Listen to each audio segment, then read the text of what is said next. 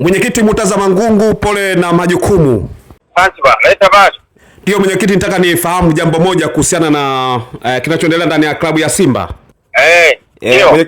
Mwenyekiti, kulikuwa na taarifa ya BMT ambayo alikuwa ameitoa. Sasa tutaka tufahamu kwa upande wa Simba, pengine mko katika nafasi gani ya kutoa ufafanuzi na hatua ambazo tayari mshazifanya kuhakikisha kwamba katiba ya Simba ambayo imefanya amendment, pengine kuna mabadiliko yote ambayo watu wafahamu yanayoendelea sasa hivi.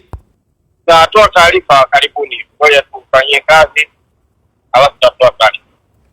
Naam, ni kwamba hiyo taarifa ambayo mtakuja kuitoa pengine itakuwa inasema mchakato itabidi uanze hasa kwenye ule mchakato ambao mlianza wa kuwataja bodi ya wadhamini ya klabu ya Simba, au mchakato unaendelea pale pale ambapo uliishia?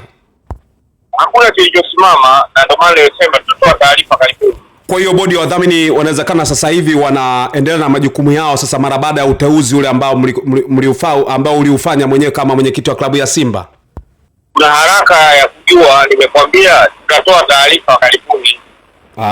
Okay. Basi nikushukuru sana mwenyekiti. Asante, asubuhi njema. Asante sana.